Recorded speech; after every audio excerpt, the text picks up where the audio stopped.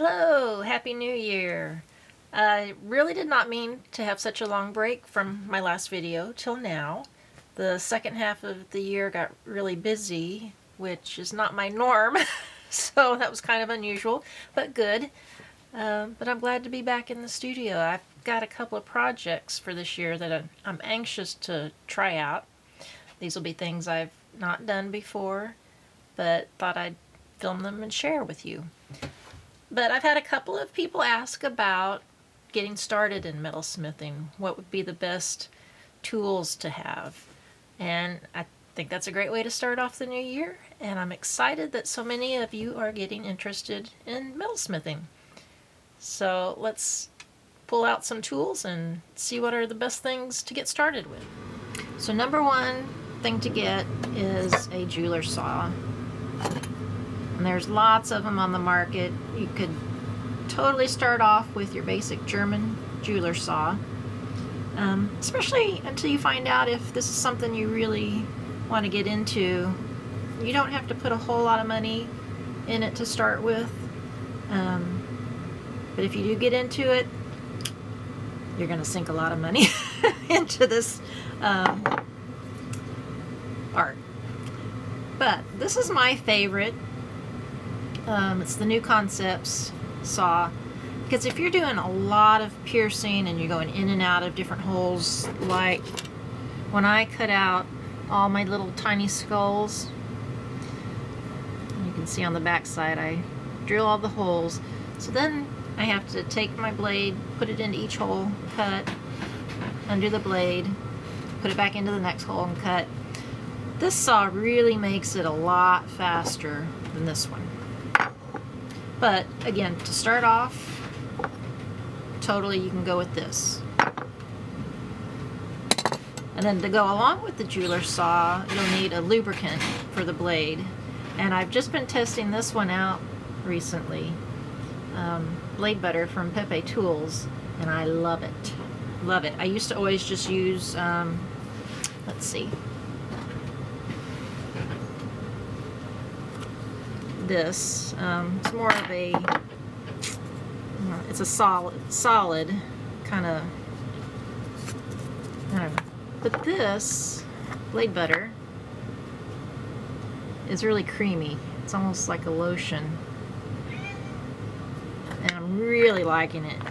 Just as the name says, it's like butter when you start cutting. So I highly recommend getting this one. Okay, number 3 on the list, and it goes along as well with the jeweler saw, is a bench pin and a sturdy desk. So it doesn't have to be a fancy, jeweler's desk. Whatever table that you have that's sturdy and that you can attach a bench pin to. And there's lots of bench pins on the market, but I just use a block of wood and a C-clamp for mine. Knock out all the metal dust in there. But it's just a piece of wood that I've cut a groove into, and I clamp it to my desk. So it can be as simple and as inexpensive as that. And you're good to go. And that gives you a surface for cutting. And you'll make all kinds of different little grooves in it as you work. I've got little holes that are drilled all the way in, so if I'm setting an earring, I can put the post kind of down into there, and then I can work. So very handy, just a piece of wood and a C-clamp. At the soldering bench to get started, I would recommend just getting a cookie sheet. It makes a good surface to put your blocks on, maybe your pickle pot. So I like to use the charcoal block to solder on. That's my favorite. There's several things that you can get. There's a couple of other types of soldering surfaces. But the cookie tray would be a good thing that would be fireproof, and you could keep this work on here, and then if you needed to move your soldering station, if you don't have a dedicated area, this is a great way to make it portable. You'll need copper tongs so that you can pick up your pieces after you've soldered and put them in the pickle. Soldering picks, and there's all kinds out there. Here's just a couple of my favorites. For the pickle pot, I use just small crock pots, something like this. And I have one for pickling and one for my patina. But you could just use glass bowls on a mug warmer or hot plate, like a Pyrex bowl on a hot plate. So whatever you have, you might have some of these things laying around that you could repurpose. You could probably pick up a crock pot at the thrift store even. But that would be great. You could put your pickle pots here in your soldering station. And then a torch, of course.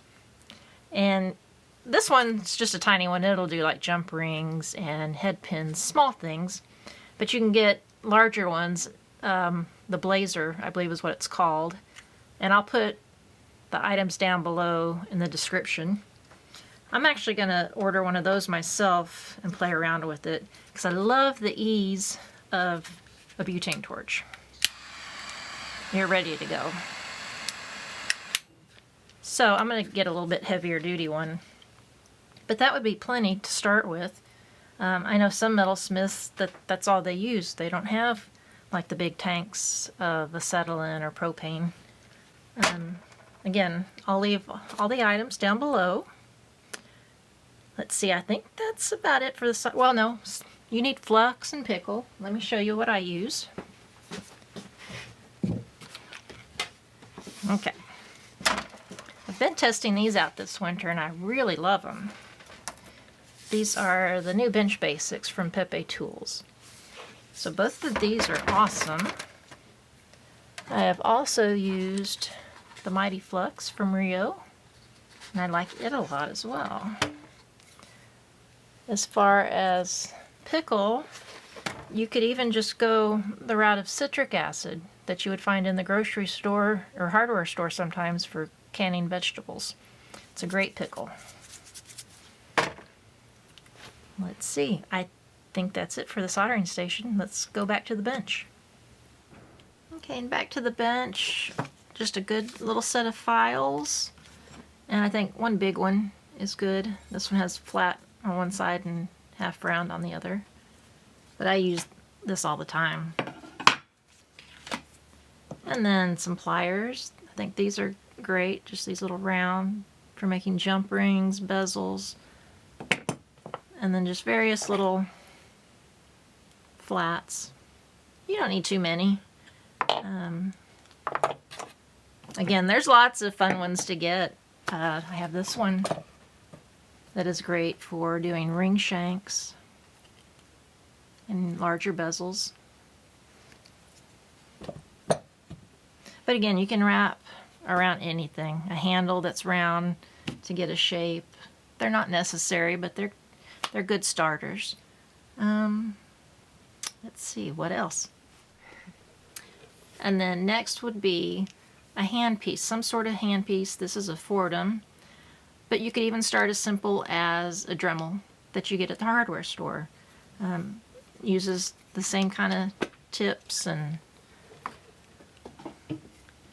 tools, and so that'll give you like some sanding tools, grinding, polishing. So a Dremel handpiece or the Foredom if you're ready to jump into that. And that's about it. I mean, some sandpapers, but with the jeweler's saw, you can really do a lot with piercing, tabs, cold connects, which you know are my favorite. Just a simple butane torch, and that'll get you started. An extra that I think is just handy to have in the studio are these Joyce Chin scissors. They are awesome. I've mentioned them before in other videos too, but you can cut thin metal wire with these. Really great to have around. Bezel wire especially. And then if you're going to be setting stones, you're going to want some bezel pushers. There's a couple. So just, you know, a couple of little tools. They're not expensive for setting stones.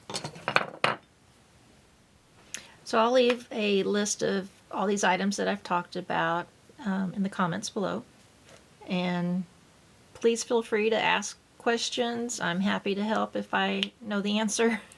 But I'm excited for all of you just getting started into metalsmithing. It's going to be fun. You'll love it.